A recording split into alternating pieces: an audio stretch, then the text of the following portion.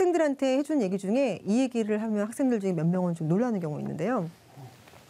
혹시 들어보셨어요? 간호사 이 단어 정말 쓰고 싶지 않은데 태움? 네. 들어봤어요? 네, 태움. 아, 근데 전 선생님이 관심이 있으시다. 간호사의 태움 어떻게 혹시 알고 계세요? 그 연차가 있는 간호사들이 이제 신입 간호사들을 괴롭혀서 군기를 잡거나 뭐 그런 거라고 알고 있어요.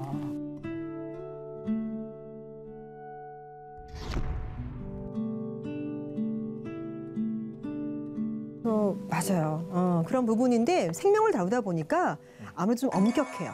실수가 나면 우리가 물건을 만들면 불량이네 버리고 다시 만들면 되는데 환자는 살아있는 사람이다 보니까 실수가 나면 숨이 멎을 수도 있잖아요.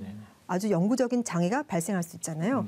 그런 것들 때문에 조금 엄격하게 하다 보니까 힘들어지는 경우가 생기고요. 또 한 가지는 OECD 국가 평균 인구 1000명당 간호사 배치율이 한 12명이 넘어가요. 근데 한국은 그 절반이 조금 안 되는 숫자. 간호학과에서 배출되는 학생 수는 전 세계 3위 안에 들어요.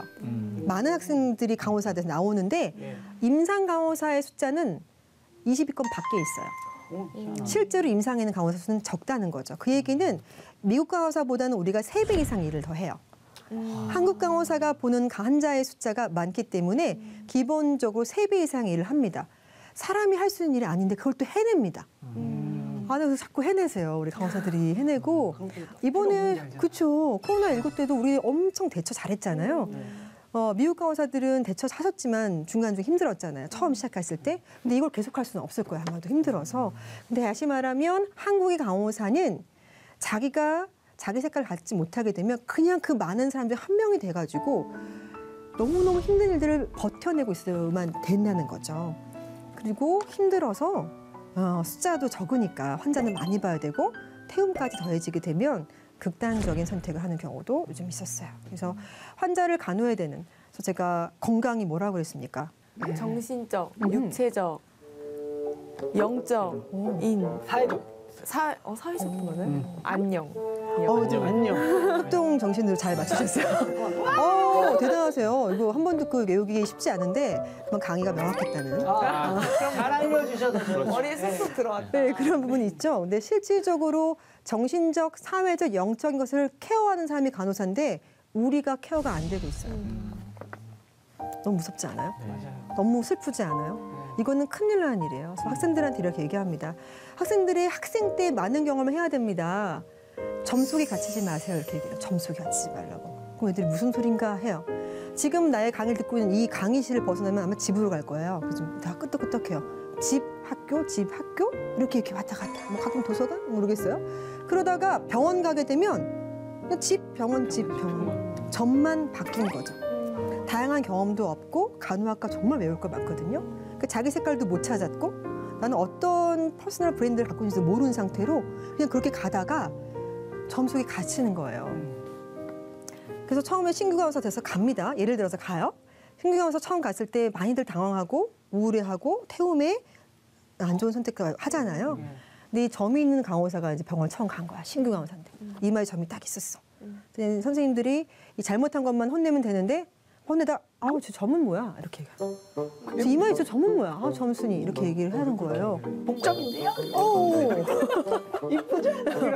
이러면 이제 멘탈 건강 살아남는 사람이에요. 근데 순간 뭐 처음에는 근데 점 가지고 그래 기분 나쁘다 다 그래요. 그래서 넘어가요. 그다음에 또 하는데 하다가 너 또 실수했지 너 점순이 일로 와봐. 신규 일로 와봐. 너는 이마에 점 드는 애가 왜 이렇게 이거 또 실수했니? 너 실수했지 하면서 근데 이제 1년이 지나고 6개월이 지나고 3년이 지나는데 또 실수를 했어요. 일로 와봐. 너 점순이 이리 와봐. 쟤는 이거 또 실수했어. 그럼 순간 머릿속에 어떤 생각이 나오냐면 나는 계속 실수도 하는데 점까지 있어. 나는 태어날 때부터 이렇게 태어난 애야. 난 이걸 뺄 수 없어. 나는 자기 점에 갇히는 거예요. 아까 말한 대로 복점이에요. 빼버리면 되지 하면 되는데 나는 점까지 있어가 되는 순간 작아지는 거예요. 왜냐하면 그 직장이 싫고 그 상황이 싫으면 사표를 쓰고 나오면 되는데 어떻게 보면 왜 그러한 선택까지 할 수 있었는가에 대한 부분들을 한번 우리가 생각해 봐야 되지 않겠는가. 저는 점에서 벗어나라라고 이렇게 해줘요. 그래서 점에서 벗어나는 다양한 방법을 찾아봐. 책도 있을 수가 있고 요즘 뭐 유튜브 채널 이렇게 좋은 영상도 많이 있을 수가 있겠고 음악도 있고 뭐 연기도 있고 어떤 꿈이랑 새로운 경험을 하는 것도 있을 수가 있겠고 봉사도 있고 이런 것을 통해서 자꾸 점에서 벗어나서 전 세계로 뻗어나가라. 몸은 한국에 있어도 전 세계로 나가야 된다. 강호사는 자꾸만 점 속에 박히는 순간 우리는 무너질 수밖에 없다라고 얘기를 해주거든요. 그래서 내가 그 자리에 있어야 하는 명확한 이유를 알고 있어야 되는 것. 그래서 그 자리를 지켜야 되는 이유까지도. 점에 갇혀서가 아니라 점 밖을 벗어나야 된다.